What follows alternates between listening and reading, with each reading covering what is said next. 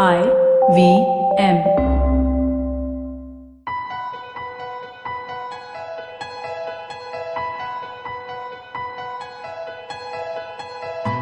Hello, everybody. Welcome to the 22nd episode of the Sponge Podcast. As always, I'm with Ambi Parmeshwaran. We're going to be discussing Chapter 22, Lights, Camera, Action, of his book Sponge, Leadership Lessons I Learned from My Clients. Hi, Ambi. Hi, good to be back. It is always fun to do this. So, you know what? I wanted to start off with, the thing that you started off right off at the top of this chapter. According to a 2016 SB Jain study, 35% of endorsements are celebrity-focused. That number seems crazy to me.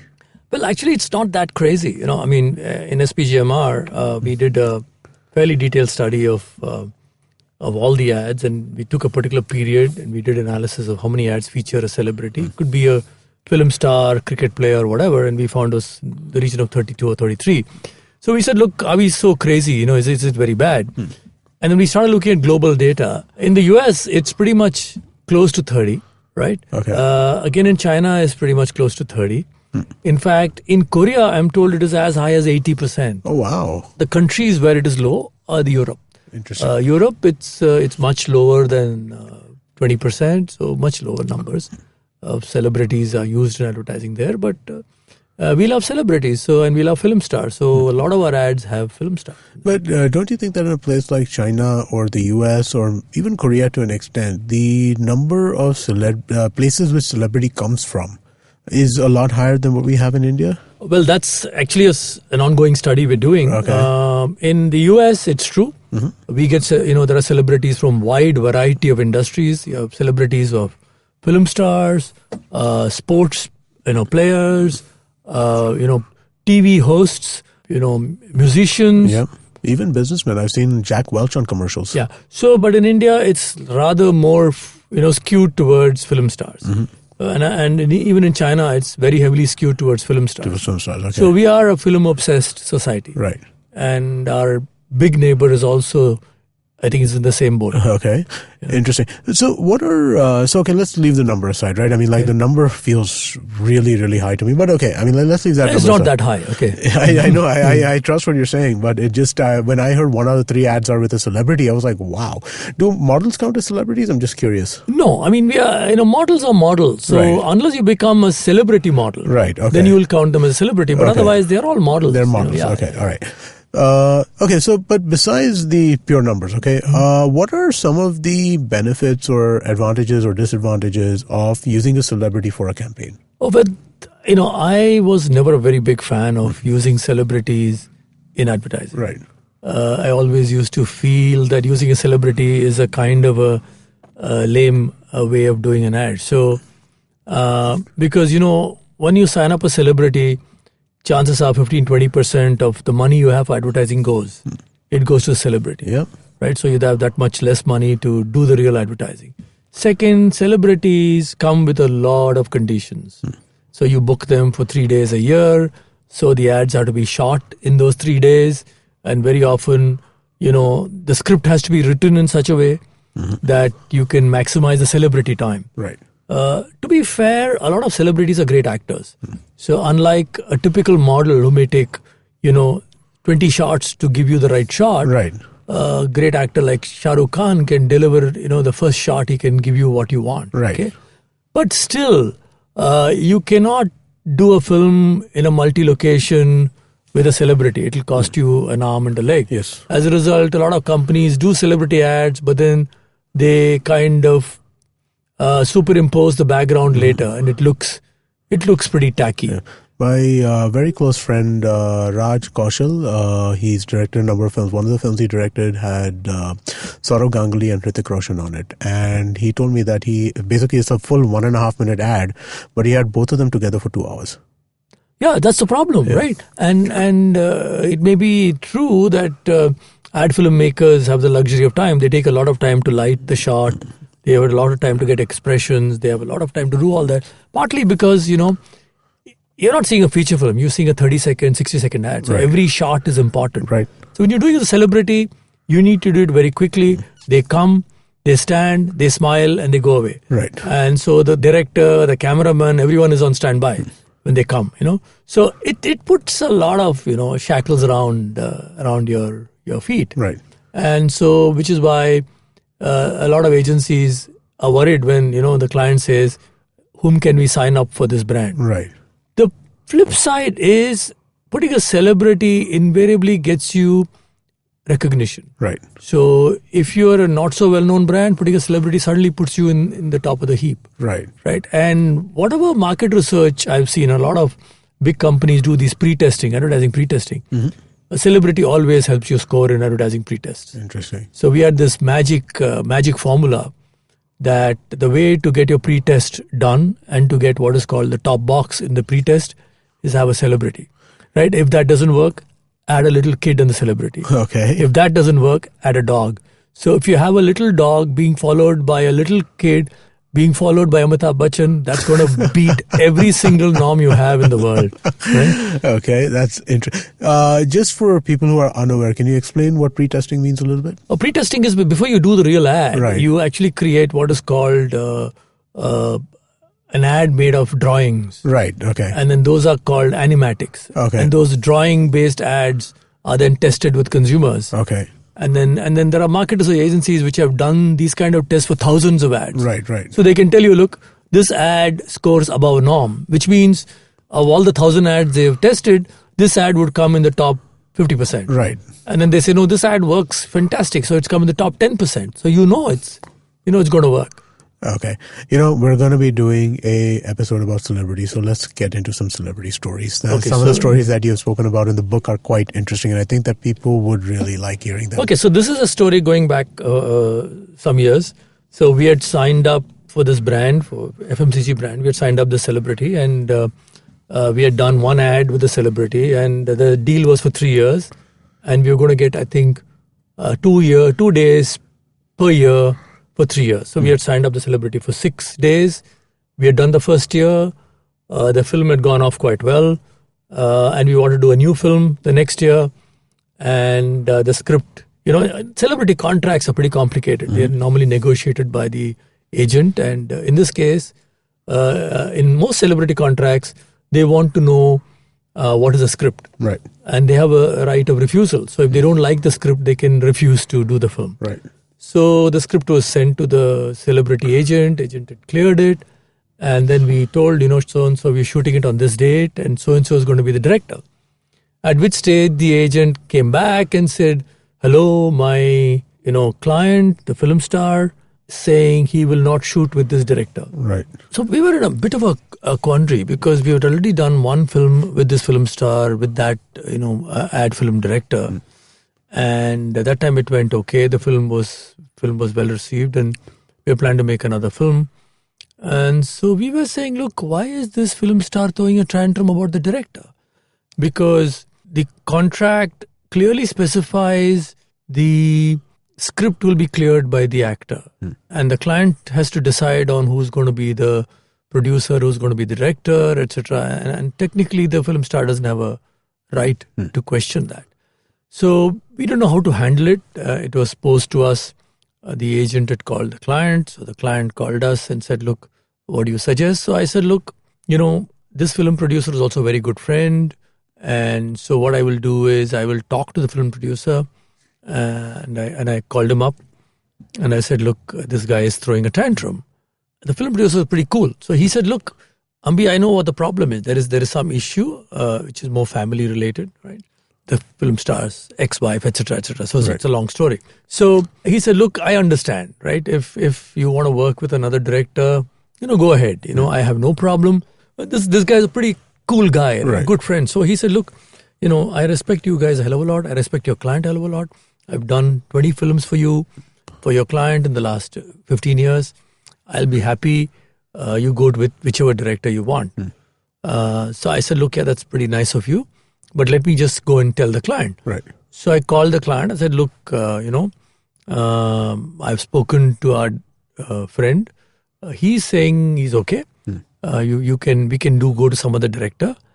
But heart of heart, what do you think? At which stage the client said, look, Ambi, we're paying big bucks to this film star. And it's not as if he's the world's biggest film star. Right. You know, he's had probably one hit in the last 5 years. Right? Why should we listen to this shit? Right?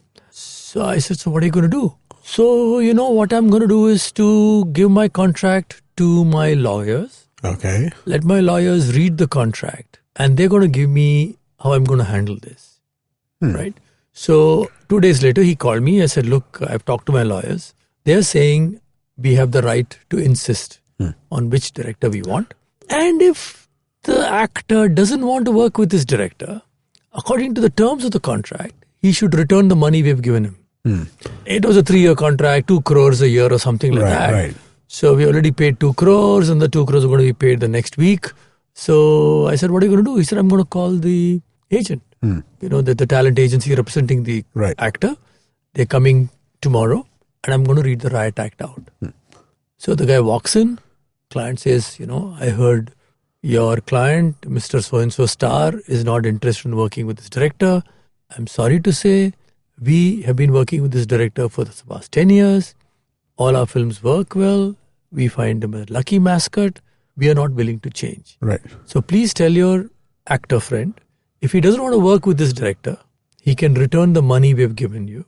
Okay. And we expect the check in our account in the next 2 days. And how did that work out?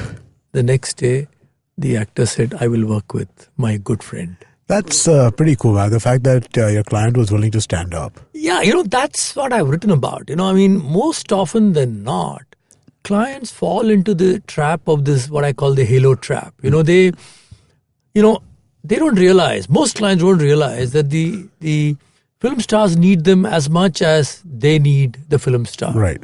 You know, because film stars probably act in one movie a year or maybe one movie 2 years.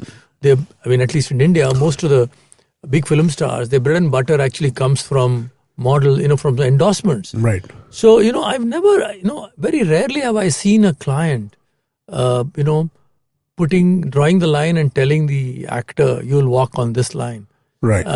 They can do that more often, is my feeling. You know, they just roll over and kind of play dead, and these actors walk all over them. They charge extra for their makeup man. I know of actors who charge extra, saying, look, I'll bring my own makeup man. My driver will have to be at $50,000 a day. My costumes will have to come from so-and-so. And you know, sometimes you wonder, the costumes are probably picked up in Fashion Street near, VT Station. Yeah. So, but the fashion, these are my costume, and this costume will cost you 5 lakhs. Yeah. It's been designed by my dear friend. We've had, even in the podcasting space, whenever we've had to deal with like so-called actor stars type things, we have had these things come up quite often that pay for makeup, pay for staff, pay for makeup in a podcast. Hey, it's happened, man. I find that. That's a new one. Yeah, but it has happened. It's happened more than once. Really? Hair, makeup. Pay for makeup? Pay for hair, pay for makeup, pay for my entire team's per diem. I mean, like all this kind of stuff, it does happen. Well, I know that, so there's someone whom we had invited for our, one of our Goa Fest things. And this person, due to some connections, he was actually coming free, right? Okay. He was coming free to give a talk.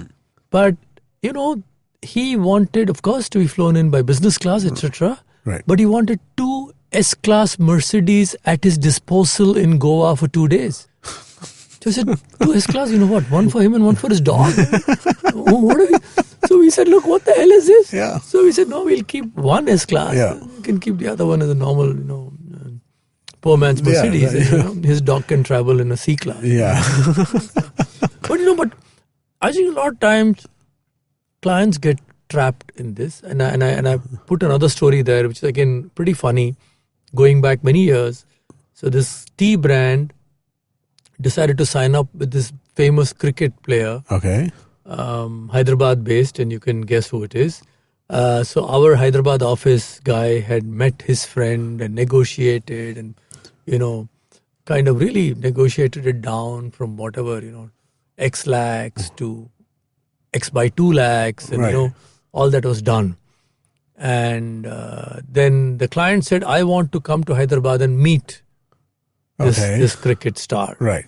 So he lands up in Hyderabad. They go to the Krishna Oberoi Hotel then.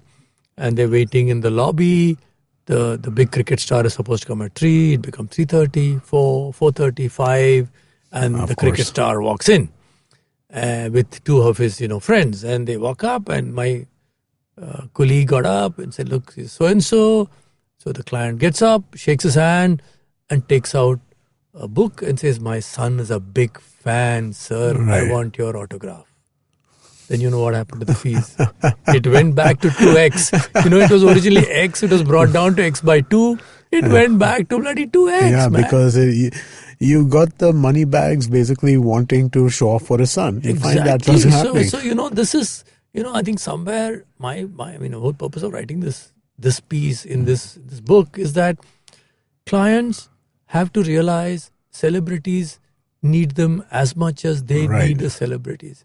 So, and a lot of celebrities are very, very savvy about this. Mm-hmm. They know that they need to behave well. Right. They need to treat their clients with great amount of respect and regard, and they do a great job. Right. But I blame clients for kind of rolling over and playing dead in front of these do you think this culture that's been created, this celebrity culture around endorsements specifically, right, is it somewhat of a self-perpetuating cycle in the sense that by using so many celebrities and making advertising as a business dependent on celebrities to the degree that it is today, as we spoke about that 35% number, right? Does that kind of create its own cycle? I think what's happening is a friend of mine pointed it out that, putting a celebrity in an ad in India helps you appeal to a wide cross-section of people. Because in India, whether you're living in Pali Hill, like you do, or whether you live in Nalasopara, you want to get a photograph taken with Shah Rukh Khan. Right. And so does a poor man living in Begusarai or Betia or wherever. So put a celebrity in your ad, it cuts right down the socioeconomic pyramid. Okay. And therefore, I don't think we're going to get rid of celebrities anytime soon. But I think Indian companies, Indian advertising agencies, and Indian clients are understanding that there are different ways in which you use a celebrity. Right. One is to put a celebrity in, say, मैं ये तेल use करता हूँ.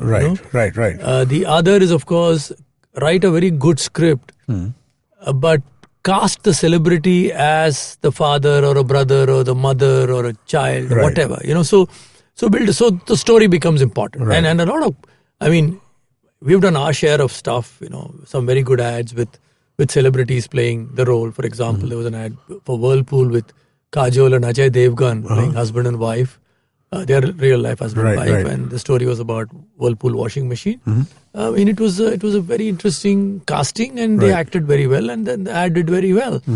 Or I think there was a famous Rin ad in which Amitabh Bachchan played the role of a father. Padre, I the Ranbir Kapoor ad where he does the stand-up comedy. Yeah, so those kind of ads where you look at the star and say, look, I'm going to write a script first, right, and then I will put the star in the script, and it works very well. Yeah.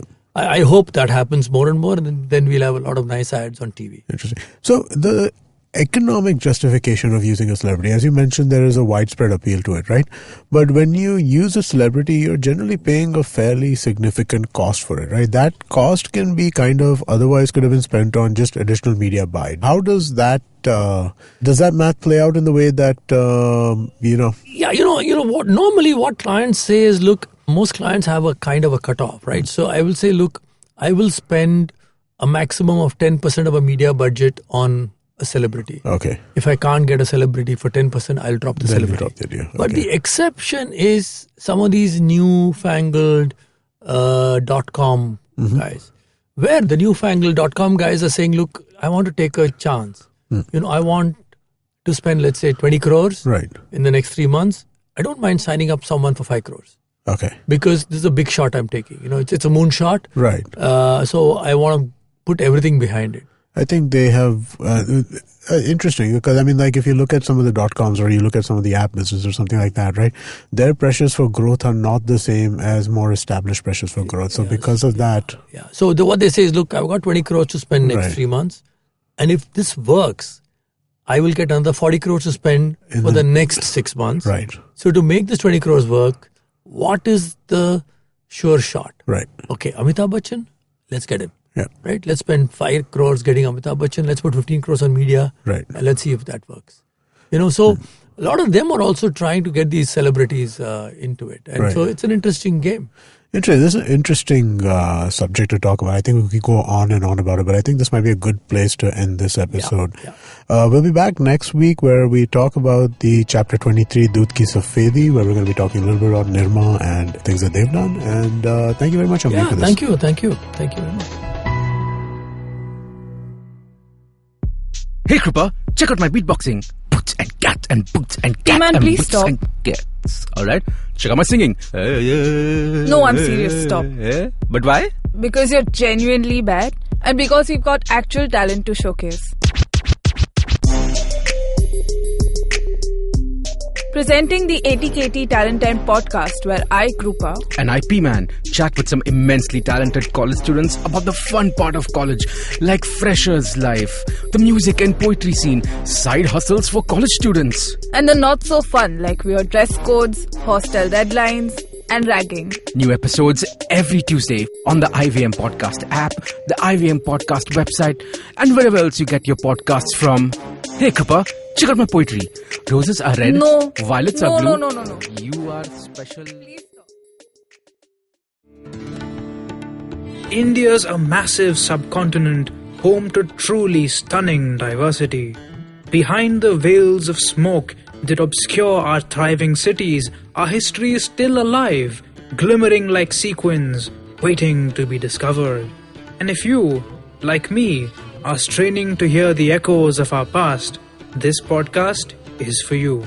I'm Anirudh Kanisetti, a history and geopolitics researcher, and I host Echoes of India, a history podcast about India, by Indians, and for Indians. In Echoes, we journey through the complex histories of South Asia and what they can teach us about our globalized world. Tune in every Wednesday on ivmpodcast.com or your favorite podcast app.